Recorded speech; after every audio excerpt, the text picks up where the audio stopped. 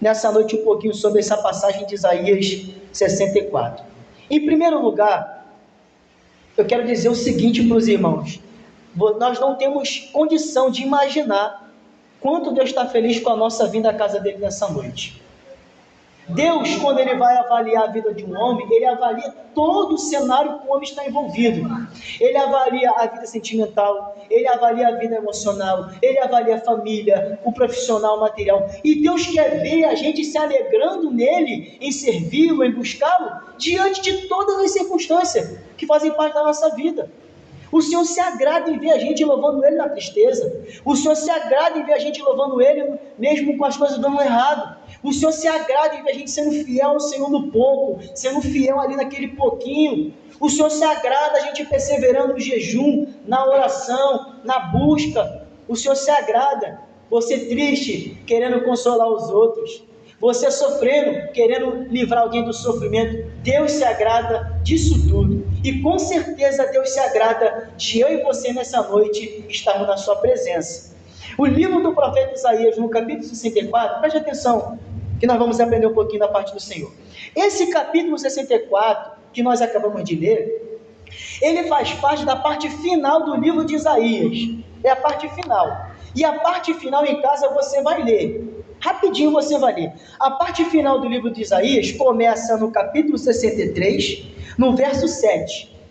No verso 7 do capítulo 63 até o verso 24 do último capítulo 66, ou seja, do 63 verso 7 ao 66 verso 24, é a porção final do livro de Isaías. E o que Isaías vai trabalhar na porção final do seu livro? Isaías vai trabalhar o seguinte tema: um lamento de arrependimento, de confissão, para que Deus restaure o seu povo, para que Deus salve o seu povo. Então, em primeiro lugar, o profeta reservou a parte final do seu livro para lamentar diante do Senhor, e eu estou sentindo a presença de Deus aqui. Ele reservou a parte final do seu livro para lamentar, para chorar, para suplicar, para clamar a Deus, confessar pecado, pedir perdão pelo pecado dele e do povo, a fim de que através do perdão Deus salve e Deus restaure a sorte do seu povo. Então Isaías se coloca na brecha. Isaías se coloca como um intercessor. Isaías se coloca como o diferente dos demais. Esse é o meu chamado, esse é o teu chamado. Você tem que se colocar como intercessor, você tem que se colocar como restaurador, você tem que se colocar como coluna, você tem que se colocar como fiel. Todo mundo faz o que quer, você não faz o que quer. Todo mundo negocia a casa do Senhor, você não negocia a casa do Senhor. Todo mundo não está nem aí para as almas, você, porém, se preocupa com as almas. É o teu chamado, era o chamado do profeta. Então ele reservou a porção final do seu livro para clamar.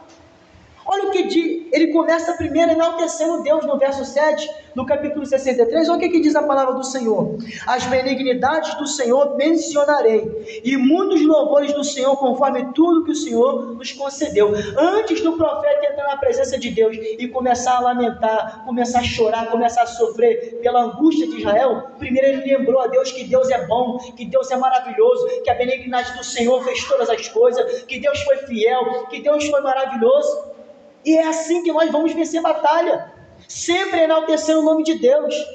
Mas o inimigo está gritando, o inimigo está oprimindo, mas Deus tem que ser louvado. Mas as coisas estão dando errado, as coisas estão ficando apertadas, mas Deus tem que ser louvado. Mas eu estou sofrendo, estou triste, estou desanimado, mas eu vou continuar oferecendo o meu louvor para o Senhor, porque Ele é digno. O capítulo 64, você vai ler comigo aí, é um estudo. Do verso 1 ao verso 3, diz assim: ó, se fendesses os céus e descesses e os montes se escoassem diante da tua face, como fogo abrasador de fundição, o fogo que faz ferver as águas, para fazeres notório o teu nome aos teus adversários. Irmãos, Isaías está lembrando Deus do episódio, olha só, do verso 1 ao verso 3, Isaías em oração está lembrando Deus daquele episódio que Deus desceu no monte para falar com Moisés e Israel. Isaías está usando o episódio da manifestação. Irmão, por favor, pega isso para a tua vida. Isaías está usando para Deus em oração O episódio que Deus desceu no Monte Sinai para falar com Moisés, para falar com o povo, para mostrar sua glória, para mostrar seu poder, para mostrar sua majestade, para mostrar quem ele era. O povo não sabia quem era Jeová, e ele falou assim: o povo não sabe quem eu sou, mas hoje eu desço no Sinai e mostro para eles a minha glória. Oh, glória a Deus. E aquele dia foi tão terrível, para você entender o que o profeta está falando com Deus.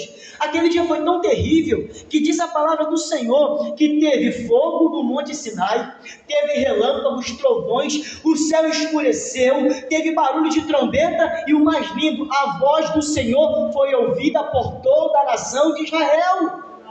De tal maneira que Moisés falava e Deus respondia no barulho do trovão. E havia som de buzinas e de trombeta. Então Isaías está falando: Senhor, oh glória a Deus, que presença é essa que está aqui conosco? Isaías está falando assim: Senhor, quem dera que hoje tu descesse na terra igual tu desceu naquele dia no Monte Sinai. Quem dera que hoje, quarta-feira, dia 29 de maio, o Senhor descesse aqui na AD Remanescentes, como aquele dia do Sinai, e nós víssemos o teu fogo, nós víssemos o teu relâmpago, os teus trovões, a tua voz. Então Isaías está clamando pela manifestação de Deus em favor de Israel. Observe, não foi Israel que escolheu Deus, foi Deus que escolheu Israel. Não foi Israel que queria conhecer a glória de Deus, foi Deus que queria revelar sua glória a Israel. E essa noite o Senhor quer revelar sua glória a mim e a você, que priorizamos a sua presença. Glória a Deus. Infelizmente a realidade é essa, minha pastora. Quem não veio vai perder essa porção. Quem não veio hoje perde essa porção de glória. Segundo, do verso 4 ao verso 5, o profeta muda a abordagem. Olha o que diz o verso 4 e o verso 5, para você. Primeiro, do verso 1 ao 3, o profeta usa um episódio histórico que Deus fez no passado para lembrar para Deus a necessidade presente. Do verso 4 ao verso 5, olha o que ele faz. Ele diz assim, porque desde a antiguidade não se ouviu, nem com os ouvidos se percebeu, nem com os olhos se viu um Deus além de ti, que trabalha aos que neles esperam. Você espera em Deus? Você crê em Deus? Você busca Deus? Deus trabalha em prol da tua vida. É promessa. É promessa. Não falha, não fracassa, não fica sem cumprimento. Deus trabalha em favor daqueles que nele esperam. O que Isaías está querendo dizer para Deus? O profeta, em seu clamor, relembra o Senhor dos seus próprios atributos. Irmãos, uma oração poderosa, aprenda isso, eu aprendi isso e faço isso, me esforço para fazer isso. Uma oração poderosa é a oração que fala para Deus que Ele é. Tu és fiel, Senhor. Tu és maravilhoso, Senhor. Tu és poderoso, Senhor. Senhor, igual aquele leproso, Senhor, se quiseres, pode me tornar limpo. Igual aquela mulher cirofenícia, Senhor, até os cachorrinhos comem das migalhas que cada mesa de seu dono. Igual Bartimeu, filho de Davi, tem misericórdia de mim. As pessoas sempre mostraram para Jesus que Ele era Deus e por isso receberam os seus milagres. Então Isaías está dizendo assim, Senhor, só Tu é esperança para a nossa nação, porque não se ouviu desde a antiguidade um Deus como o Senhor, que opera, que faz maravilha, que desce na terra, que acaricia o povo, que cuida do povo, que zela pelo povo. A que Isaías está se referindo?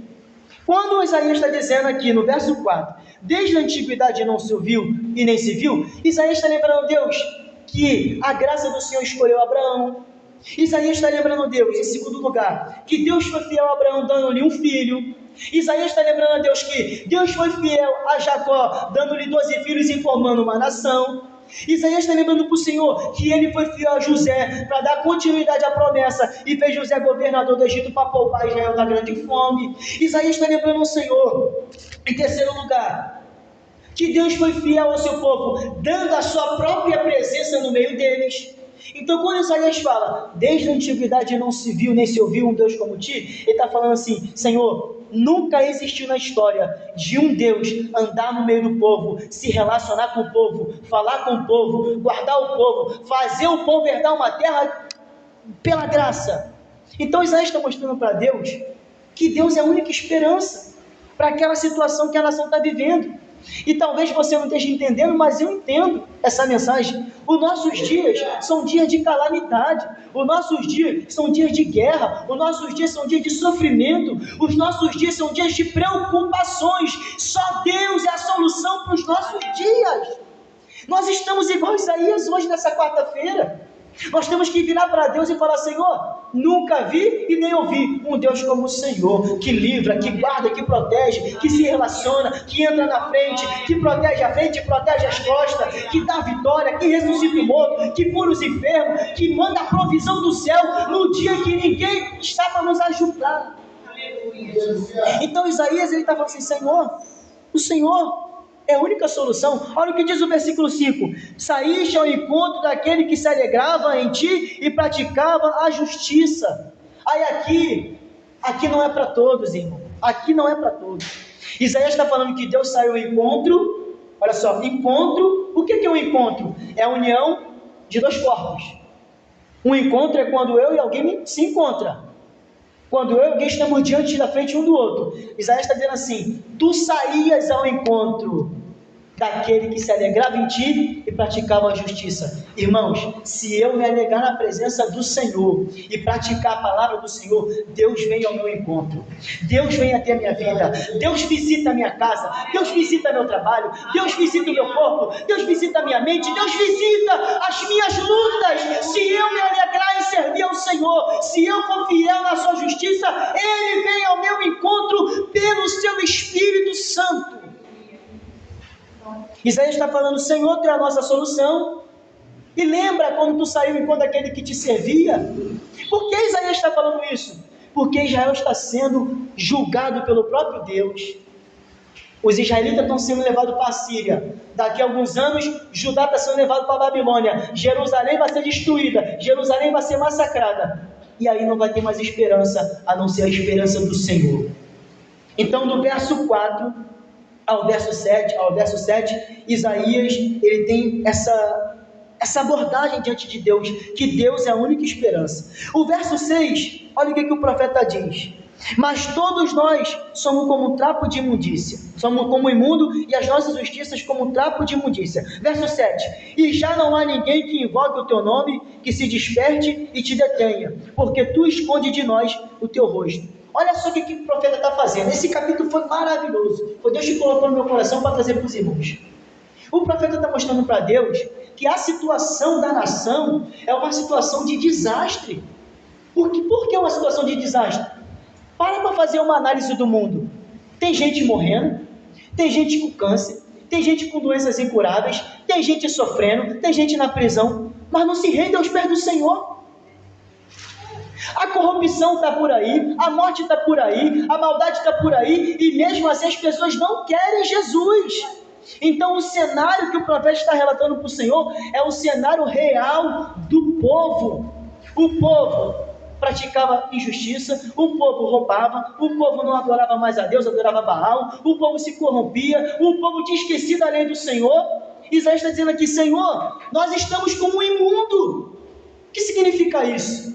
Só para você entender. Para você entrar na presença de Deus naquela época, os irmãos lembram que tinha que fazer o quê? Se purificar. De que maneira? Obedecendo a lei, oferecendo os holocaustos, trazendo a oferta ao templo, praticando justiça. Quando Isaías está dizendo aqui no versículo 6 que todos estão como imundo, Isaías está querendo dizer: ninguém pode se apresentar diante de ti de forma que te agrade. Não é o cenário dos nossos dias? Quem é o homem que pode falar que está diante de Deus da maneira que agrada a Ele? Ninguém tem essa autoridade, porque nós estamos de Deus. Nós só vamos estar diante de Deus de uma forma que agrade a Ele, se for por meio de Cristo. Cristo que nos aperfeiçoa para Deus. Você só vai chegar aqui, olha só, você só vai chegar na igreja de forma que agrade ao Senhor, se você tiver com aliança com Cristo. Se não tiver aliança com Cristo, não vai agradar o Pai, porque o Pai se agrada no Filho e com aqueles que o Filho resgatou. Então Isaías está dizendo para Deus que a condição da nação era uma condição que não tinha como agradar a Deus. E aquele que não agrada a Deus não desfruta dos seus favores. Essa é uma estratégia de oração que muda a história. Porque Isaías está confessando o pecado. A Bíblia diz que quem confessa pecado alcança o quê? Misericórdia. Quem confessa pecado, se arrepende, alcança misericórdia. Então Isaías está se levantando, e aqui está um segredo para a tua vida, para tu guerrear pela tua família. Eu tenho na minha família pessoas que não se arrependem, mas eu estou constantemente confessando os pecados dele para o Senhor. Eu tenho pessoas na minha casa que não querem Jesus, mas eu estou todo dia antes de dormir, e todo dia quando acordo, colocando as vidas da minha família na mão do Senhor, pedindo perdão pelos pecados dele, para que Deus tenha graça. Isaías está pedindo perdão não só pelo seu pecado, mas pelo pecado de toda uma nação. Glória a Deus. E no versículo 7 ele diz assim: ninguém há que invoque o teu nome, nem que te detenha, por isso esconde de nós o teu rosto. Deus não estava distante do povo, era o povo que estava distante de Deus. É a realidade dos nossos dias. Deus não está distante, irmão. A distância entre nós e Deus é a distância de uma oração. A distância entre nós e Deus é a distância de uma lágrima. A distância de nós e Deus é a distância de um pedido de perdão. Irmãos, pode ser o pior homem da face da terra. Se entrar aqui e pedir perdão, Deus vai até o encontro dele. Pode ser a pessoa que cometeu o pior crime dessa terra. Se entrar quebrantado, da presença do Senhor, pedir perdão, Deus vai ao encontro dele. Então a distância entre nós e Deus é o pedido do perdão. Isaías detectou isso. Se o povo não pedir perdão, Deus está longe. Mais adiante um pouquinho, verso 8 e verso 9, é o que diz a palavra do Senhor. Isso aqui é lindo. Mas agora, ó Senhor, Tu és o nosso Pai, e nós o barro, e Tu o nosso olheiro, e todos nós obra de Tuas mãos. Aqui eu fiquei assim, preso nessa palavra de uma forma linda, estudando hoje. Isaías está falando para Deus: Senhor, olha só, Senhor, o cenário está de desastre, o cenário está de imundícia, o cenário está de corrupção, o cenário está de desigualdade, o cenário está de pecado, mas tem um detalhe: Tu és o nosso Pai, Tu és o nosso olheiro, Tu és o nosso Pai, O que significa isso, igreja? É que ainda que tudo esteja dando errado, ainda que a corrupção esteja lastrado, ainda que os homens esqueceram de Deus, Deus é Pai, e Pai não se esquece do seu povo. Deus é olheiro, e o olheiro faz do vaso o que Ele quer. O que significa isso, pregador? Vou te explicar. Isaías está invocando a graça de Deus como Pai e a soberania de Deus como olheiro. Ele está falando para Deus: Senhor, Tu é Pai, tem misericórdia. Deus, Tu é olheiro, Tu é soberano para fazer a Tua obra. Isaías está falando: Senhor, como um Pai, ama esses Teus filhos, são filhos de Abraão, Teu amigo. E lá em Isaías 41, se não me foge a memória, 41:10, diz a palavra do Senhor que Deus se compadeceria da descendência de Abraão, seu amigo. Deus chama Abraão de amigo. Deus tinha uma aliança com aquele homem, e a aliança era: farei da tua geração como a multidão das estrelas dos céus e como a areia da praia do mar. Então Isaías está dizendo aqui no versículo 8: mas agora, ó Senhor, Tu és o nosso Pai. Está invocando a graça, a misericórdia de um Pai. E eu estava estudando. O que Isaías está querendo dizer? Eu fiz um estudo rápido hoje para entender isso. Isaías está querendo dizer que, como Pai, Israel era propriedade de Deus. Olha só que coisa linda, meus irmãos. Olha o que nós somos para Deus, nós somos propriedade dEle. Ninguém toma nós da mão do Senhor. Porque pela lei de Moisés, o filho era propriedade do pai. O pai era proprietário do filho. Isaías está dizendo para Deus: Senhor, Israel está sujo, Israel está maculado, Israel está na injustiça, mas ele continua sendo o teu filho primogênito, que tu tirou da mão do Egito. Oh, glória a Jesus. E segundo, olha o que diz no verso 8, parte B: nós o barro e tu o olheiro. O que significa isso? O que lá diz em Jeremias 18? Que o vaso se quebrou na mão do olheiro. O olheiro jogou os cacos de barro fora? Não, o olheiro refez tudinho de novo e disse para Jeremias: Jeremias, assim como o olheiro domina o barro, modela o barro, faz do barro o que ele quer, o que lhe parece bem, assim eu vou fazer na casa de Israel. Eu vou fazer Israel ser aperfeiçoado, ainda que seja no cativeiro. Então Isaías está dizendo para o Senhor: Senhor, ama esse povo como Pai, mas modela esse povo como olheiro. Faz desse povo do teu jeito, ainda que seja o cativeiro assírio, ainda que seja o cativeiro babilônico, ainda que seja, meu Deus, a destruição do templo de Jerusalém, mas muda a sentença sobre o teu povo.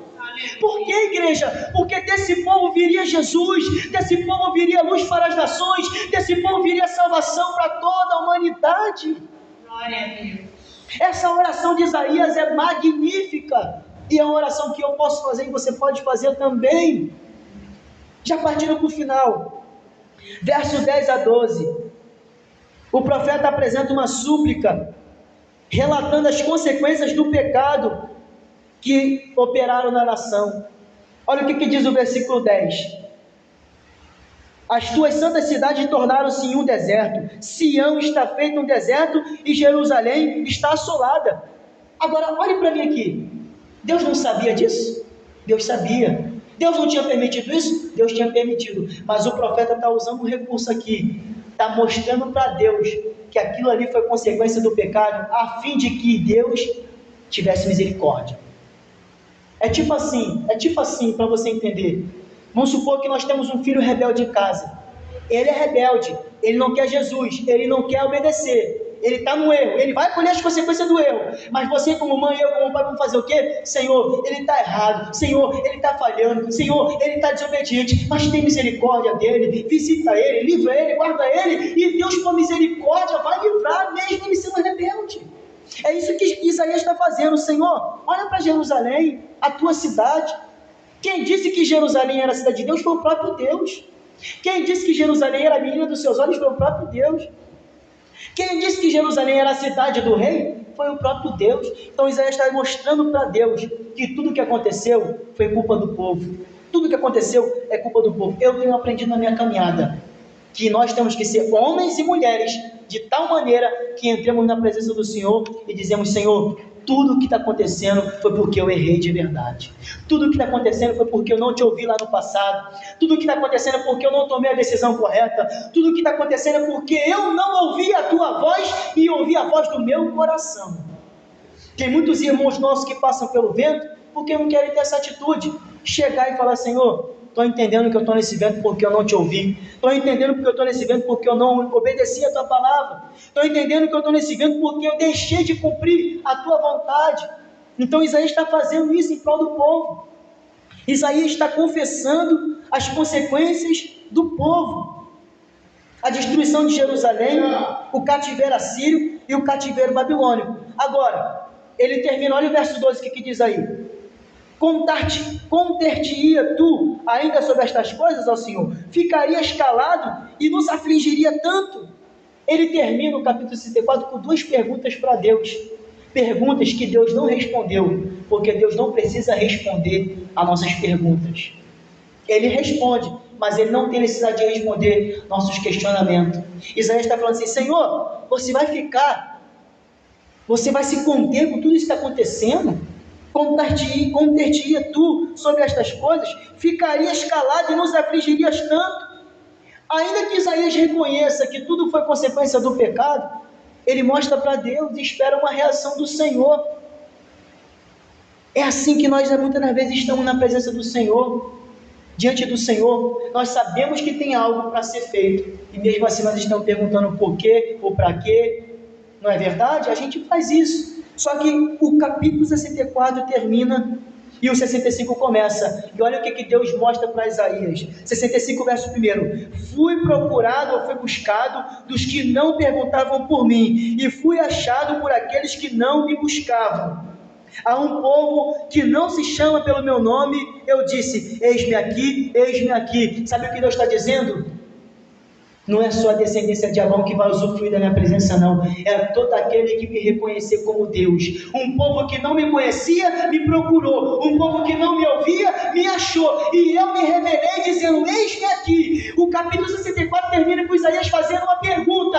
E o 65 começa Deus dando a resposta: eu vou ser achado por todo aquele que me procurar. Eu vou ser achado por todo aquele que me amar. Então o capítulo 64 de Isaías que nós aprendemos aqui nessa noite é o profeta lembrando Deus das maravilhas do passado. Segundo, o profeta mostrando para Deus que como ele não há ninguém, ele é a única esperança da nação. O profeta mostrando que o estado da nação é um estado imoral, um estado de injustiça, mas que Deus deveria olhar para a nação como pai e como olheiro. E o profeta clamando a Deus para que Deus tivesse misericórdia das catástrofes que estavam acontecendo na nação. E essa é a nossa responsabilidade. Nós temos que se posicionar como Isaías e lembrar do Senhor. Senhor, você lembra como Deus te chamou? Como Deus começou a obra na sua vida? Você tem que se lembrar mesmo. Senhor, olha o que o Senhor fez comigo lá no passado, faz de novo. Irmãos, quando Isaías fala assim, ó, se fendesses os céus e descesse, ele está falando, Senhor, como foi glorioso aquele dia, faz de novo, repete aquele dia de novo, faz de novo, manifesta de novo a tua glória. E Deus respondeu de uma forma maravilhosa, sabe como? Profeta Ageu capítulo 2, o que é que Deus disse? A glória da primeira casa, a glória da segunda casa será maior do que a da primeira. É a resposta que Deus deu para Isaías, Isaías, o primeiro templo foi destruído, o primeiro templo foi saqueado, o primeiro templo foi envergonhado, mas quando o segundo templo estiver de pé, a glória que vai entrar nele é muito maior do que a glória que teve quando Salomão orou. Por quê? Porque vai entrar dentro do segundo templo o próprio Filho de Deus, trazendo a mensagem de salvação. A resposta de Deus sempre é mais eloquente do que a pergunta dos homens. Nessa noite, o irmão Bruno está falando algo que é verdade. Bate desânimo, bate vontade de parar. A gente olha, cadê os irmãos? A gente olha, cadê a mudança da situação? A gente olha, cadê a conversão? Cadê o arrependimento? Não vê. Mas o Senhor prometeu dias de glória para o seu povo. Deus prometeu um avivamento, Deus prometeu dias de vitória, Deus prometeu dias de conquista. Não é mentira, é verdade, vai se cumprir. Nós vamos viver dias de glória, nós vamos viver dias em que almas se converterão ao Senhor. Agora, quando isso vai acontecer, nós não sabemos. De que maneira vai acontecer, nós não sabemos. Através de uma pandemia, através de uma guerra de nação contra nação, através de uma epidemia, através de catástrofe, nós não sabemos, mas Ele é soberano, Ele sabe como trabalhar na sua obra. Qual é o nosso papel para encerrar? Ser como Isaías, se levantar e falar, Senhor, eu vou te clamar por essa nação, eu vou interceder por essa nação, eu vou pregar para essa nação. No capítulo 6, os irmãos sabem, só para encerrar, Deus fala assim, quem enviarei? Isaías estava tão assim maravilhado com o seu chamado, que ele falou, envia-me a mim. Só que Isaías não imaginava qual seria a sua missão. Missão dura, missão árdua, pregar contra o povo, pregar contra o pecado, pregar o arrependimento, pregar a reconciliação. Esse é o meu chamado, esse é o seu chamado. O chamado de mostrar para o povo a necessidade do povo. O povo entra na igreja querendo bênção, só que a necessidade não é a bênção, é salvação. O povo entra na igreja querendo vitória. A vitória não é necessidade primária. A necessidade primária é conhecer Jesus, saber quem é Jesus, sair de mão dadas com Jesus. Porque quem tem Jesus, quem tem comunhão com Deus, tem garantia de vitória. Aleluia. Paulo diz o quê? Paulo diz que Deus é infinitamente mais poderoso do que podemos imaginar. E Deus vai nos conceder coisas que nem podemos imaginar. Efésios 3:20. Ora, aquele que é poderoso para fazer abundantemente mais daquilo que pedimos ou pensamos. Ele é poderoso para fazer o além. Tu pediu até aqui, Ele pode fazer mais além do que tu pediu. Tu sonhou até aqui, Ele pode fazer mais além do que tu sonhou. Esse é o nosso Deus, um Deus que é o nosso Pai, um Deus que é nosso olheiro. Ele nos ama como Pai e Ele é soberano para fazer a nossa vida como nosso olheiro. Glória a Jesus, se coloque de pé essa noite.